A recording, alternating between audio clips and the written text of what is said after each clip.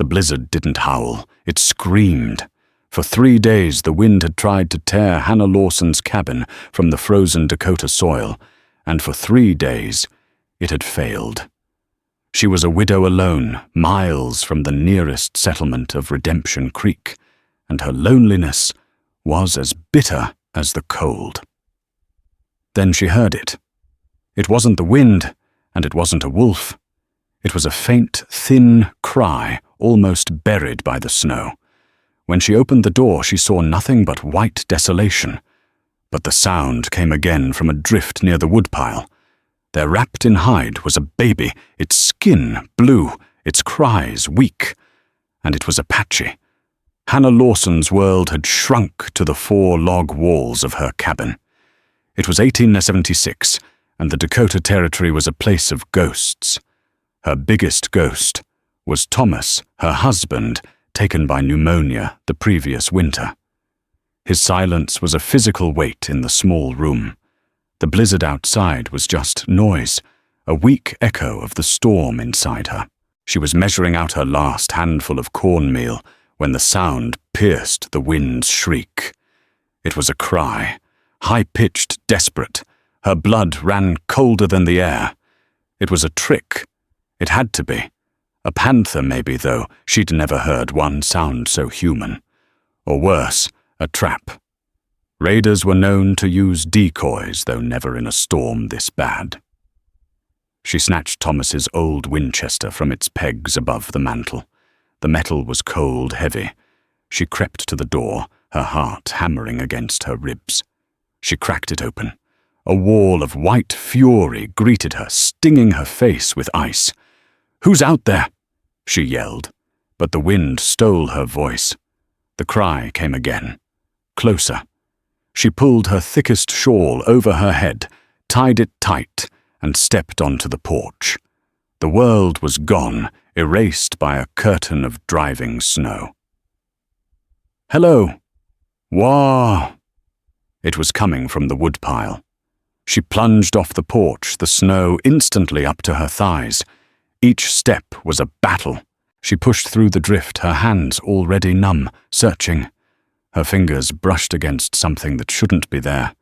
Not wood, not ice. It was hide, fur-lined and stiff. She dug at it, frantic, pulling it free. It was a bundle, a cradleboard intricately beaded but half buried. Inside, a tiny face, no bigger than her fist, was contorted in a silent scream. The baby was alive, but barely. Its skin had a terrifying blue tint. Hannah didn't think. She clutched the bundle to her chest, shielding it with her own body, and fought her way back inside. She slammed the heavy door, throwing the bar across it, and finally, in the dim light of her cabin, she looked at what she held. It was an infant, perhaps only a few days old. The wrappings were Apache. The small, dark tuft of hair, the shape of the eyes, this was a savage child, the kind the preachers in Redemption Creek warned about, the kind the U.S. cavalry was actively hunting in the Black Hills. Holding it felt like holding a live coal. Her first instinct was terror. Where was the mother? Were they outside? Was this a prelude to an attack? But the baby gave a weak, shuddering gasp. Its eyes fluttered open, dark and ancient. It wasn't a savage. It was a baby. And it was dying. Hannah, the widow who thought her life was over, sprang into action. She unwrapped the stiff, frozen hides, chafing the infant's tiny limbs with a wool blanket. She warmed milk on the stove, testing it on her wrist, and painstakingly fed the child drop by drop from a small spoon. It took an hour, but the blue faded to a pale, mottled pink. The breathing steadied. The baby slept. Hannah sat by the fire, the Winchester across her lap, watching the infant sleep in a wooden box she'd lined with her own quilts. The storm raged. The cabin was safe warm. But as she looked out the frosted window into the swirling vortex of white, a new, colder terror gripped her. The snow had momentarily parted, like a curtain being drawn back.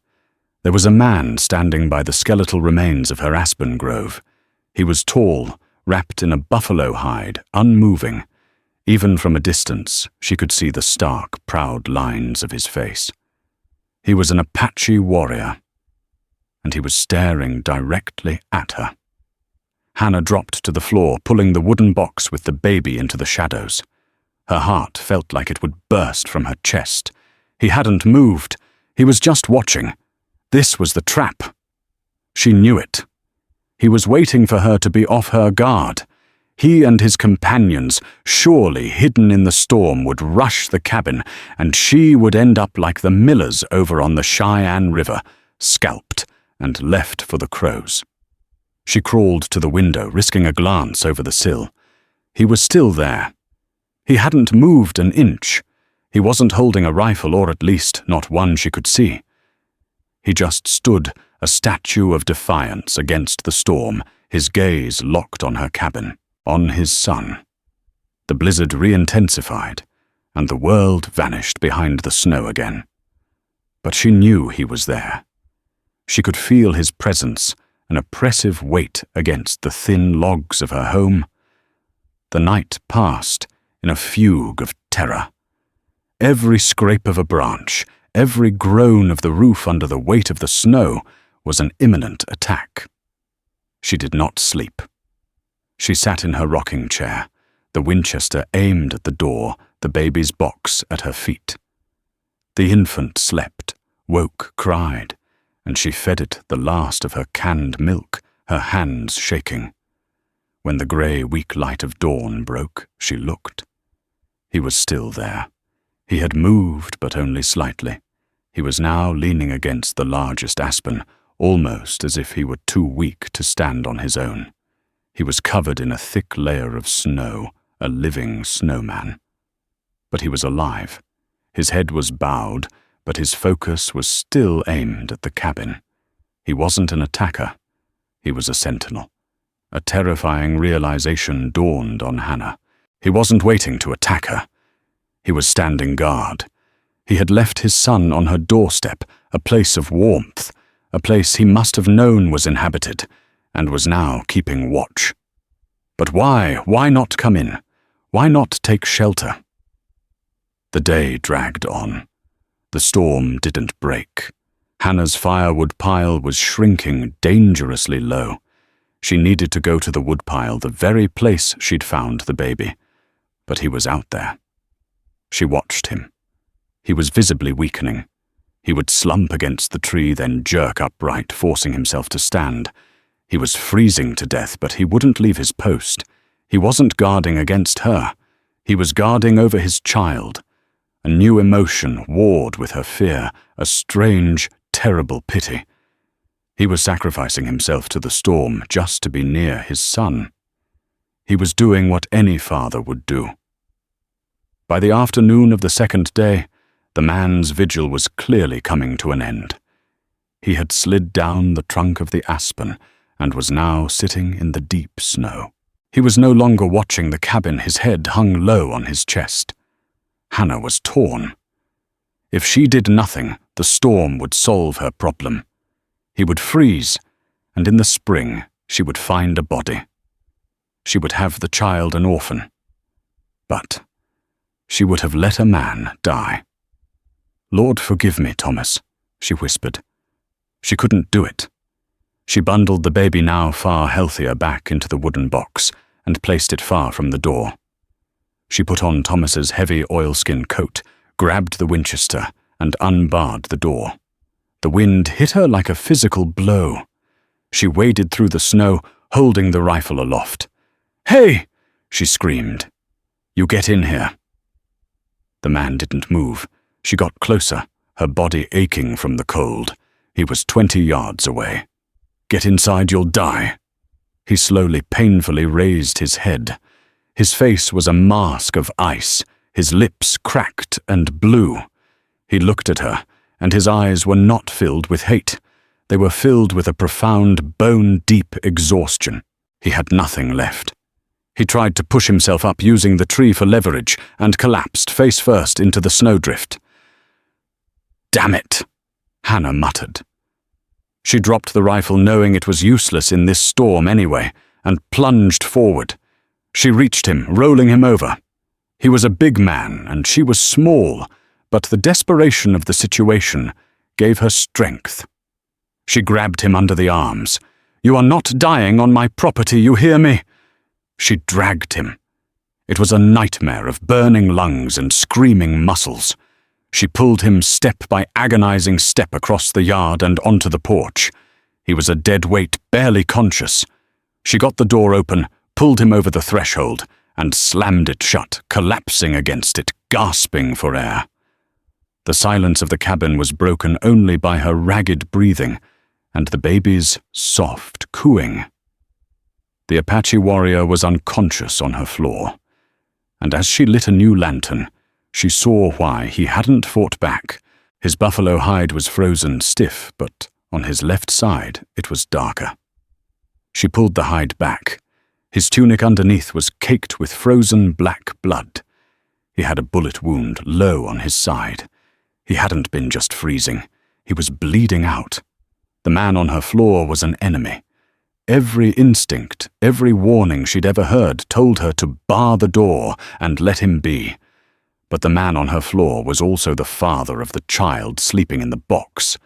Hannah was a healer taught by her mother.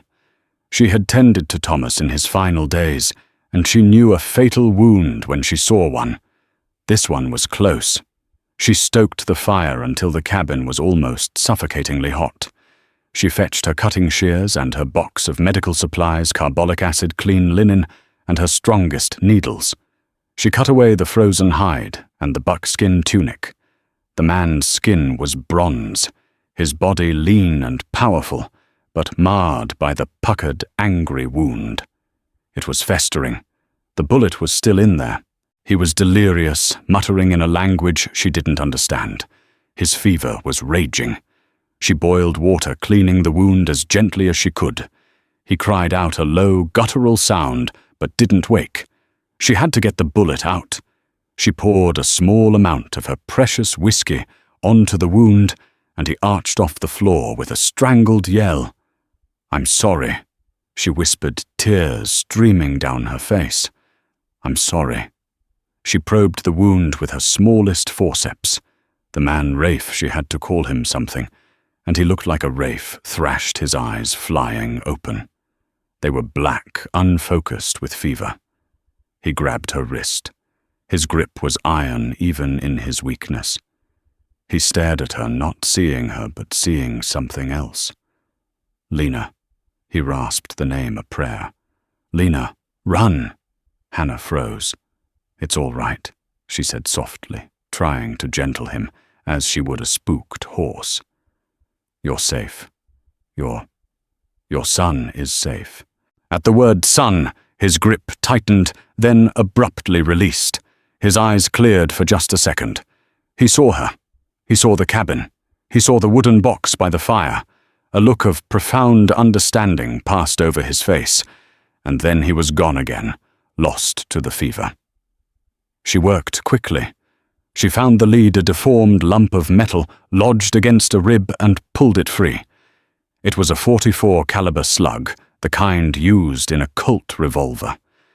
She packed the wound with carbolic-soaked linen and bound his entire torso tightly. She dragged him onto the cot that Thomas had built, the one she couldn't bear to sleep in, and covered him with every blanket she had. For 2 more days the storm raged, and Hannah fought a 2-front war. She kept the baby, whom she had started calling Adam, a name of first things fed and warm. And she fought the fever that was trying to claim the father. She forced broth and willow bark tea between Rafe's cracked lips. She changed his bandages, cleaning the weeping wound. He spoke in his delirium. He spoke of his wife, Lena. He spoke of running of a broken treaty and papermen. And he spoke of a man he called Hawk. Hawk, his eyes. He took her. He took Lena. On the 5th morning, the wind finally died. The world outside was silent, buried under 4 feet of snow. Hannah, exhausted, had fallen asleep in her rocker. She woke to the sound of the baby stirring. But when she opened her eyes, She was not alone. Rafe was awake. He was sitting up on the cot, his back against the log wall. His face was gaunt, his eyes sunken, but the fever was gone. They were clear, sharp, and intelligent. He was watching her. Hannah's hand instinctively went to the Winchester, which was leaning against the fireplace. "He is well," Rafe said. His voice was a low rasp, his English broken but clear. "Yes," Hannah said, her hand still on the rifle. "He's a strong boy. You saved him. You saved me." He looked at his bandaged side, then back at her. "Why?" "I couldn't let you freeze," Hannah said simply. "The baby, he needs a father." Rafe's expression darkened. He looked away out the small frosted window. "He has no one." "What about his mother?" "Lena." Rafe's eyes closed. The pain that crossed his face was worse than any bullet wound. "Dead. The man. Hawk. He killed her." The story came out in painful, fragmented pieces. Rafe and his small band were not hostile. They were trying to reach the Red Cloud Agency, seeking safety. They were attacked not by the cavalry, but by a group of white men, bounty hunters, papermen, led by a man they called Hawk. They weren't after land or honor. They were after scalps. The government was paying a bounty, and Hawk was collecting. Lena had been pregnant. She and Rafe escaped the initial massacre. She gave birth to Adam in the middle of a blizzard in a cave. But she was weak. The bounty hunters found them. Rafe had been shot, but he'd managed to get Lena and the baby away. Lena died hours later, sheltering the infant from the wind with her own body. Rafe, shot and carrying his newborn, had stumbled for a full day. He knew he was dying. He had seen Hannah's cabin before from a distance. He'd seen her alone. He'd seen her tending a grave. He knew she had no man, but he also sensed she had no malice. "You were his only chance," Rafe finished, his voice thick. "I put him where I knew God, your God, would look. I stayed to see him safe." Hannah was weeping silently. The horrors of this land, the cruelty, it was too much. "Who is this man Hawk?" she asked. "He wears a badge," Rafe said, his voice hardening. "A star. He is law." Before Hannah could process this, a new sound cut through the silence. It was not the wind. It was the jingle of a harness and the heavy crunch of a horse breaking through deep snow. Someone was coming. Rafe was on his feet in an instant, ignoring the pain. He grabbed his knife from the belt Hannah had left on the floor. "He found me!" he hissed. "Hawk!" Hannah ran to the window, wiping the frost away. A lone rider was approaching. He was a big man, broad-shouldered, wearing a long, snow-covered duster and a U.S. Marshal's hat. He pulled up in front of the cabin, his horse breathing heavily. He looked at the cabin, his eyes scanning the chimney for smoke. Then he dismounted and walked to the door. A loud, authoritative knock echoed through the room. "Ma'am!" A deep, polite voice called out. "Deputy Marshal Gideon Pope, requesting shelter from the storm." Hannah's blood turned to ice. Rafe's eyes met hers, and in them she saw a terrible confirmation. Gideon Pope, Hawk.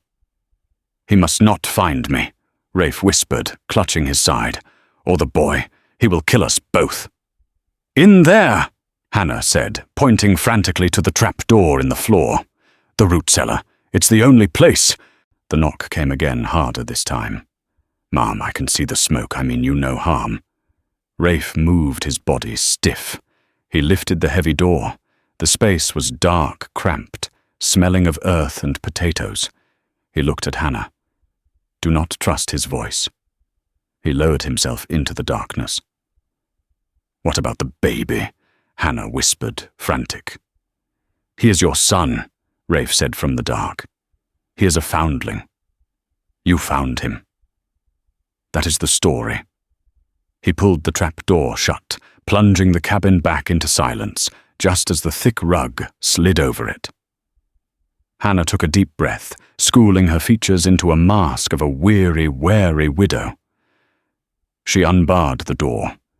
The man who stood on her porch was not what she expected. He was handsome in a rugged way, with piercing blue eyes and a neatly trimmed beard. He smiled, sweeping his hat from his head. "Apologies for the intrusion, ma'am. Deputy Marshal Gideon Pope." He flashed a tin badge pinned to his vest. "I've been tracking a renegade and got caught in this blizzard. My horse is just about spent. I'd be eternally grateful for a warm fire and a cup of coffee." His voice was like warm honey. This was not the monster Rafe described. I'm alone." "Marshal," Hannah said, her voice trembling slightly, which she hoped he'd mistake for fear of a strange man. "I understand completely, ma'am. I'll leave my weapons right here on the porch if it makes you more comfortable." He unbuckled his gun belt, placing his Colt revolver and a large Bowie knife by the door. "I'm just a man in need of shelter." His disarming gesture worked. Hannah stepped back. "Come in. But I don't have much." "Whatever you have is a blessing, Mrs. Lawson." Hannah Lawson.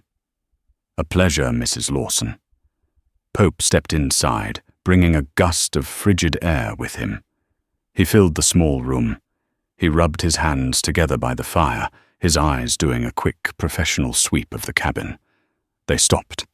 They stopped on the wooden box by the fire. "Well now," Pope said, his smile not quite reaching his eyes. "Looks like you're not as alone as you thought." "A foundling," Hannah said quickly, the lie Rafe had given her tumbling out. "I found him in the storm, at the woodpile, just yesterday." Pope walked over, peering down at the sleeping infant. "In the storm you say mercy. It's a miracle the child survived." He looked closer. "Appears to be a little Indian boy." "He's just a baby," Hannah said, defensive. Of course, Pope said smoothly. He straightened up. "You're a good Christian woman, Mrs. Lawson, taking in an orphan like this." He turned his back to the fire, warming himself. "This renegade I'm tracking, an Apache buck. Name of Rafe.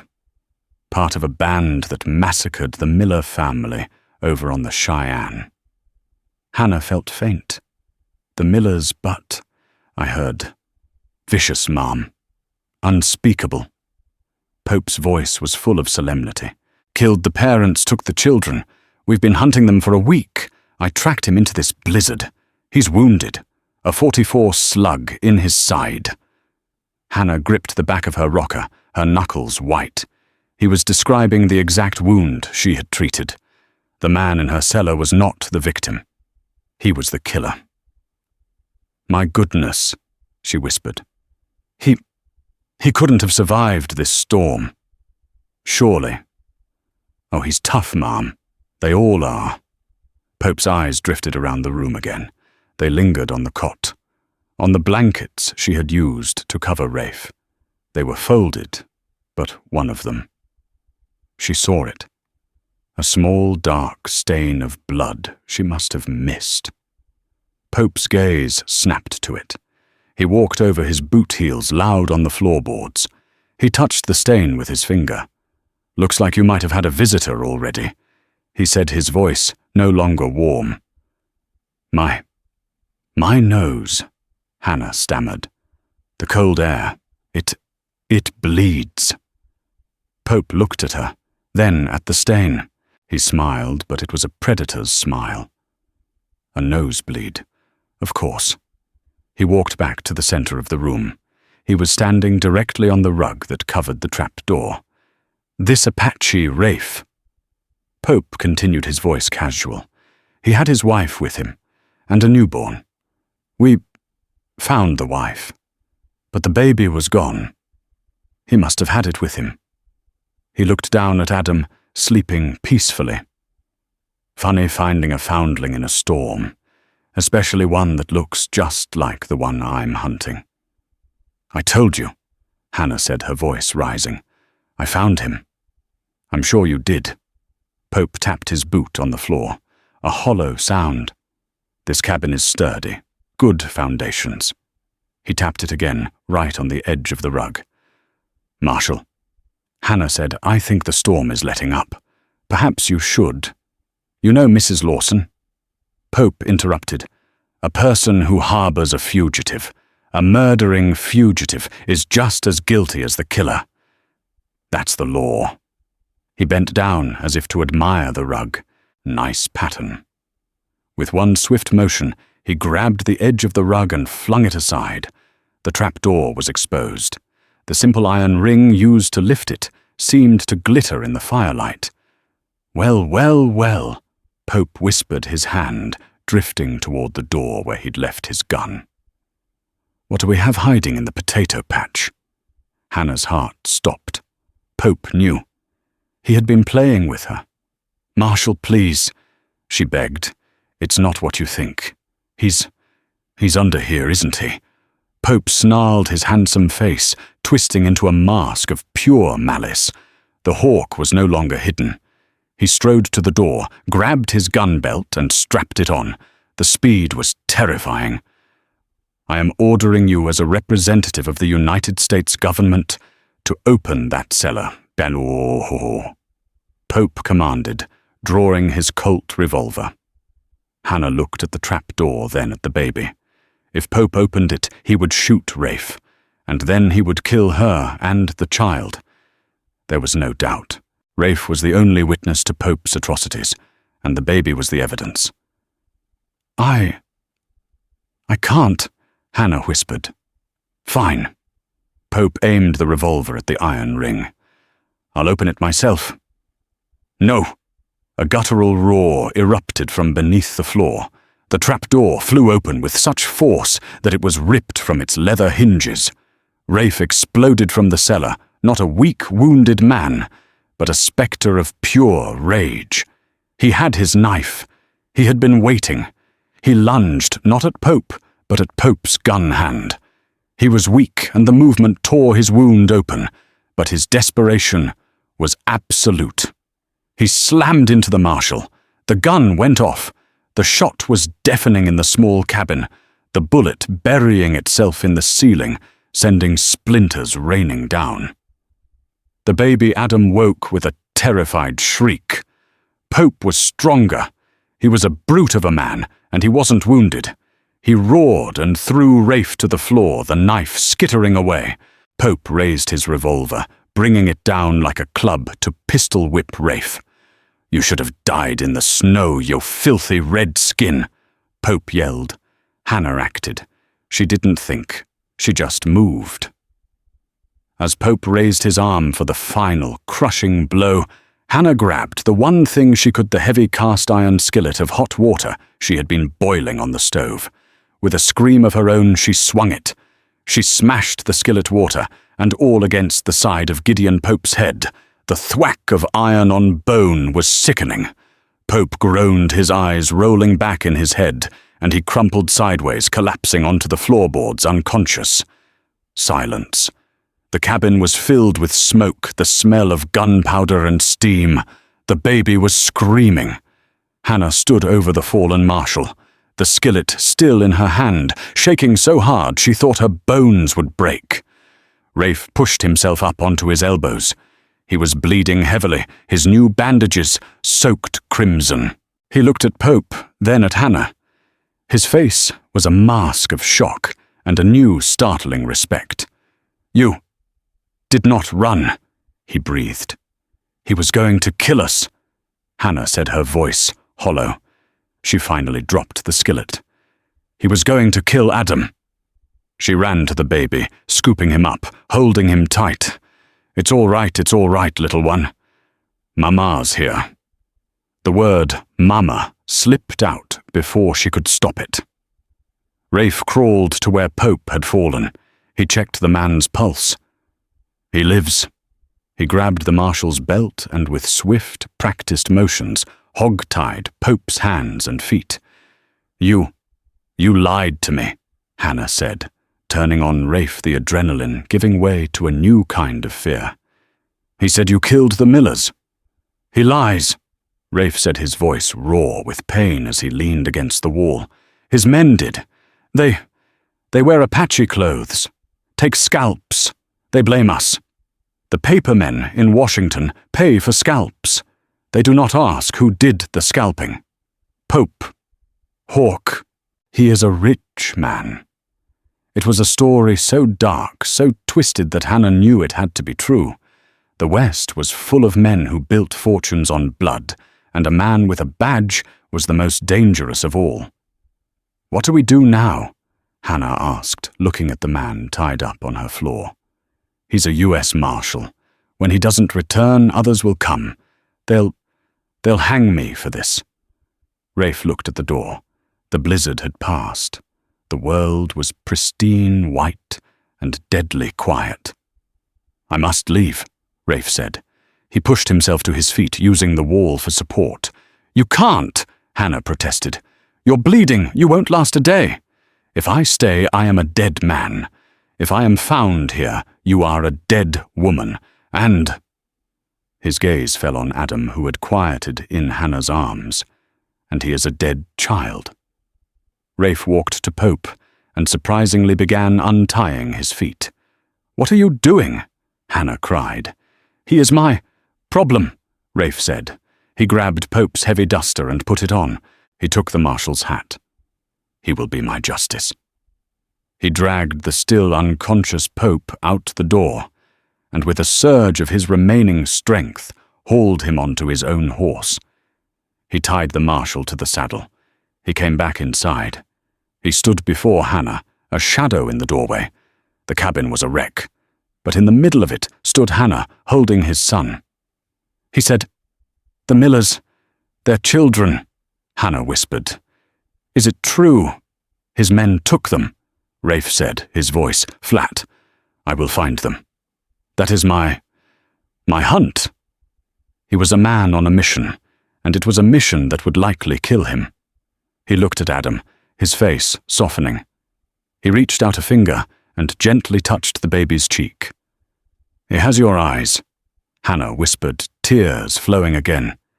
"He has his mother's," Rafe corrected. He turned to go.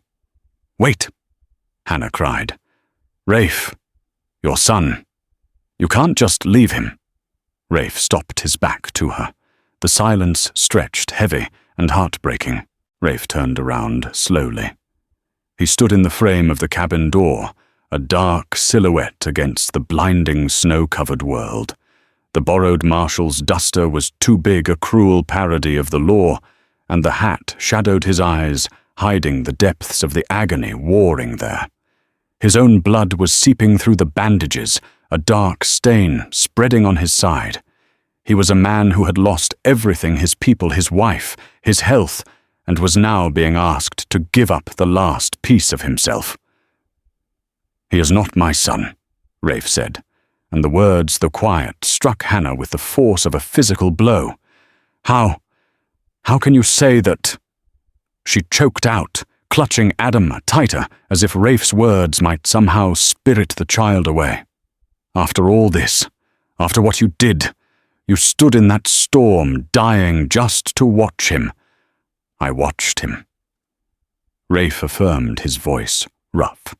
He took a painful step back inside the distance between them, feeling vast. "But he cannot be mine." He looked at the child, his gaze intense, and then at Hannah. "To be my son is to be hunted. To be my son is to be hated by your people. It is to have a bounty on your scalp before you can even walk. To be my son," he said, and his voice finally broke just for an instant, "is to die, like Lena died. I cannot put that on him." Hannah's anger dissolved, replaced by a devastating wave of understanding. This wasn't abandonment. This was a form of execution, a father killing his own identity in his child to give him a chance at life. What are you asking?" she whispered, though she already knew. Rafe saw the strength in her, the same strength that had made her drag a wounded enemy from the snow, the same fire that had made her swing a skillet at a U.S. Marshal.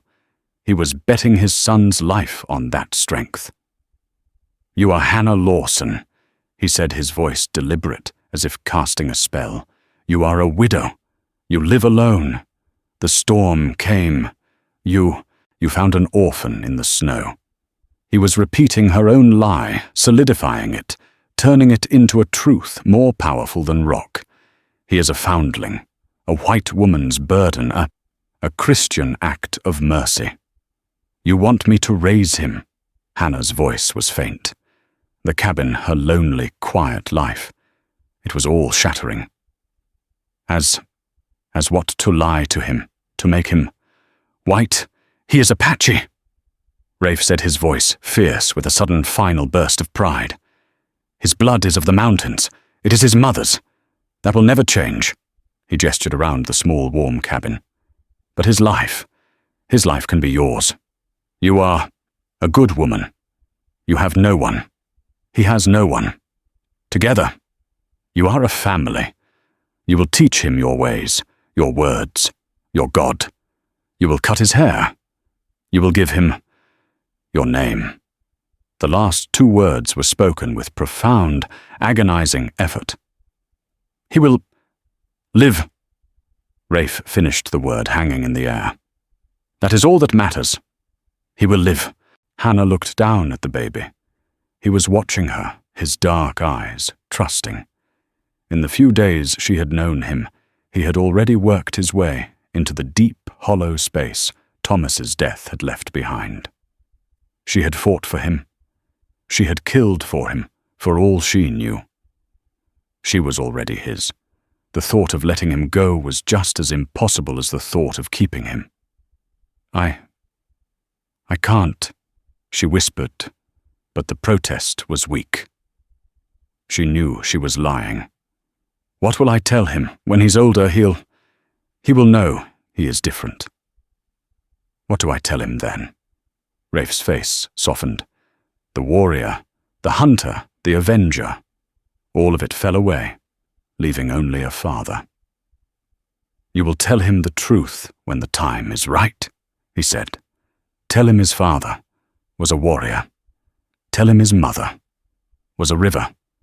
Tell him he was loved.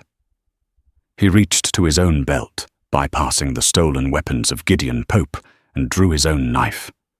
It was not a savage weapon, but a simple, beautiful tool.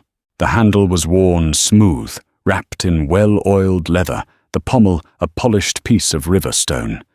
It was a part of him. He held it out, hilt first. No, Hannah said, shaking her head, tears blurring her vision. You'll need it for your hunt.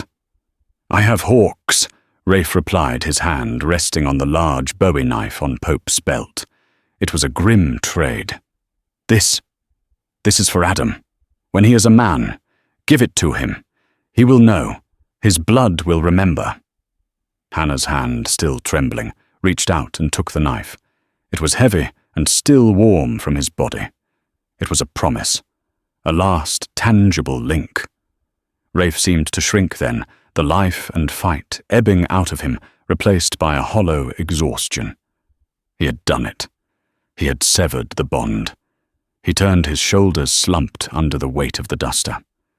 He walked out the door and into the bright, silent snow. He untied Pope's horse and mounted his movements stiff. He took the reins of the second horse, where the unconscious marshal was still tied, a sack of his own evil. Hannah, desperate, ran to the door one last time, clutching Adam and the knife. Rafe. He stopped. He turned in the saddle, a lone, dark figure against the endless white. Where will you go? What will you do to find the Miller children? He said, his voice flat, his purpose now singular. To undo what Hawk has done, to hunt the hunters. Will I? She paused, her throat closing. Will we ever see you again? Rafe looked at the cabin, his gaze lingering on the smoke curling from the chimney, the small window, the porch where he had nearly died. He looked at her, and at the son he would never hold. I will see you, he said. It was not a yes. It was a vow. a guardian's promise. He would be a ghost, a shadow, but he would be watching. And with that, he kicked his horse. He did not look back. Hannah watched as the two figures, the avenger and his captive, moved across the snow, growing smaller and smaller until they crested a distant rise and were gone, swallowed by the blinding, indifferent sun. Hannah Lawson stood in the doorway for a long time, the cold air washing over her. The silence of the frontier rushed back in, but it was different. She was alone again, but not truly. She looked down at the child in her arms. He had fallen asleep, his face peaceful, his breath a tiny warm cloud in the cold. She clutched the knife in her other hand. She had a promise to keep. She stepped back inside, barred the heavy door, and walked to the fire. She sat in her rocking chair, the one she hadn't used since Thomas died. "Well, Adam," she whispered, a tear dropping onto his soft, dark hair. "It looks like it's just you and me." She kissed his forehead. Adam Lawson. The journey to Redemption Creek was a crucible. The storm had broken, leaving a world of blinding, pristine white, but the snow was 4 feet deep, unbroken and treacherous. It was a beautiful, deadly trap. It took Hannah 2 full days to make the 6-mile trek. She pulled Adam on a small sled she'd frantically fashioned from a split crate, wrapping him in every blanket she had, her own body shielded only by Thomas's thin coat. She didn't feel the cold. Her entire being was focused on the tiny breathing bundle. With every step that sank her to her knees, with every icy breath that burned her lungs, she was forging a new identity. She had walked into the blizzard a widow lost and hollow. She was walking out a mother armed with a lie that was truer than any fact. The white, silent world was a blank page, and she was dragging her son into a new story, one she would write for both of them. When the rough-hewn buildings of the town finally cut into the horizon, she didn't feel relief, only a hardening resolve. She trudged down the center of the main street. The town was just emerging from the storm men, shoveling paths, faces raw from the wind. They stopped. They stared. They all knew Hannah Lawson. They knew her as the grieving widow who lived in isolation. To see her now emerging from the worst storm in memory was shock enough. To see her pulling a sled, and on that sled, a baby, an Indian baby, was an event that stopped the entire town in its tracks. She saw Mrs. Beatrice Gable, the preacher's wife, peer through the steamy window of the general store.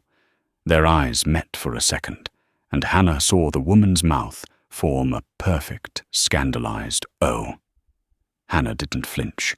She ignored the whispers that started up like dry leaves skittering in her wake. She had faced down a U.S. Marshal with a cast-iron skillet. Mrs. Gable and her gossip were nothing. She walked straight into the sheriff's office, the sled bumping gently over the threshold. Sheriff Brody looked up. He was a man whose face was a map of frontier hardships, but his eyes were generally kind. He'd respected Thomas. "Hannah," he said, standing so fast his chair nearly toppled. "My God, woman, we thought, with this storm, we were organizing a party to check on you this afternoon." His relief was palpable until his eyes fell on the sled. He froze. What's this? Hannah said, her voice clear and carrying in the small, warm office, "Is Adam." She unwrapped the baby, who blinked in the sudden light. She held him against her shoulder, her stance fiercely protective. "I'm here to file the papers." Brody was no fool. He was a man who had survived by reading the silences between the words. "Papers." "A foundling," Hannah said. The lie she and Rafe had forged came easily now. "I found him during the storm, 2 days ago, by my woodpile. His family must have been caught. There was no one else, just him in the snow. Brody leaned against his desk, crossing his arms. He looked at Hannah, then at the baby, then back at Hannah. He saw the child's dark hair, the unmistakable features. He knew exactly what this child was, and he knew with a sudden dawning certainty that Gideon Pope, who had ridden out this way, tracking an Apache band, had not returned. He'd heard the rumors about Pope whispers of a marshal who ran too hot, who brought in hostiles, who were always dead and always scalped. He looked at Hannah's eyes. They weren't the eyes of the grieving widow he'd known. They were the eyes of a mother bear. She wasn't asking him for permission. She was telling him how it was going to be.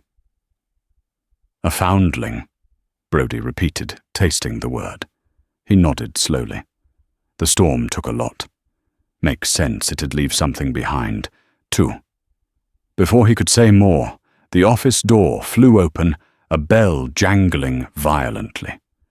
Mrs. Beatrice Gable bustled in her face, purple with a mixture of cold and indignation. "Sheriff, I saw Mrs. Lawson come in. I simply had to. Oh, my stars." She finally saw what Hannah was holding. Her hand flew to her mouth. "Hannah, what is that? It's a savage." Hannah stood taller, turning to face the woman. "His name is Adam, and he is my son. Your son." Mrs. Gable shrieked, backing away, as if Adam might be carrying a plague. "Have you lost your mind after what they did to the Millers? That thing could be one of theirs. It's a danger. It's not right. What will people say?" Sheriff Brody held up a heavy hand. His voice was quiet, but it cut through the woman's panic like an axe. "Beatrice, what you are is trespassing in my office. What Hannah has is an orphan. The good Lord in your husband's sermons seems to think kindly of orphans. Or did I mishear that part last Sunday?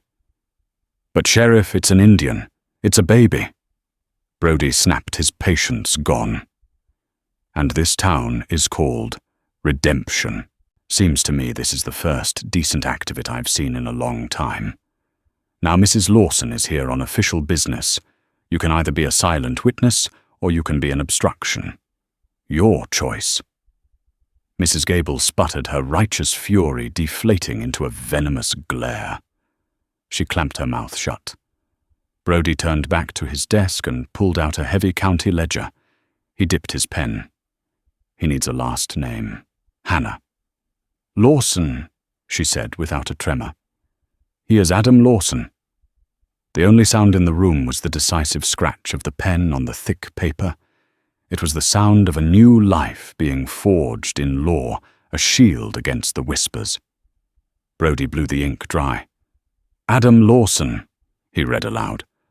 "Born, well, we'll just say found, on the 10th of November, 1876. He closed the book and looked up at Hannah, his expression one of profound, weary respect. "It's done. Welcome to Redemption Creek, Adam." He made a point to reach over and shake Hannah's hand. "It won't be easy, Mom." "I'm not looking for easy, Sheriff," Hannah replied, bundling Adam back up. "I'm just looking for what's right." Her new life began, and Brody was right. It was not easy. Redemption Creek was split. Mrs. Gable and her circle, the good women of the town, shunned her completely. When she walked into the general store, conversations would stop. Women would pull their children closer, as if Adam's heritage were contagious. The pews around her at church remained conspicuously empty. Hannah didn't care. She had faced down her own grief, a killer blizzard, and a corrupt marshal. The whispers of small-minded women were a mild inconvenience. Her world had shrunk to the four walls of her cabin and the small boy who was growing within them. She had a purpose that burned brighter than their scorn. She raised Adam. She taught him to read from the Bible and to hunt with Thomas's Winchester. But she also taught him other things. She taught him to move silently through the trees, a skill she'd only just learned to appreciate. She taught him to observe, to listen to the wind, to see the world with the sharp, clear eyes he'd inherited from his father. He was a quiet boy, thoughtful with his mother's eyes and his father's resilience. He was fast smart, and he learned to navigate the two worlds he inhabited. The other boys, spurred on by their parents, were cruel, savage, half-breed. One day Adam came home, 8 years old, his fist bloody and his lip split. He hadn't cried. Hannah cleaned the wound, her face a grim mask. "What did you learn?" she asked. "That their words are weak," Adam said, his dark eyes fixed on hers. "So they have to use their fists." A slow smile touched Hannah's lips. "Good. Now let's go check the traps. A man who can feed himself doesn't need to listen to the opinions of fools." When he was 10 years old, the snow was falling lightly on the anniversary of the storm. Hannah sat him down by the fire. It was time. "Adam," she said, her voice soft, "I've told you the town's story. Now it's time you knew the truth. Your truth." She told him everything. She told him of a warrior named Rafe and a brave mother named Lena, who died to keep him warm. She told him of the bullet, the fight, the man named Hawk, and the terrible sacrifice his father had made, not dying but living without him. Finally she went to her trunk and took out a long oilcloth-wrapped bundle. She unfolded it. It was Rafe's knife. "This was your father's. He wanted you to have it when you were a man. I think," she said, her voice thick with emotion, "you're ready to start becoming one."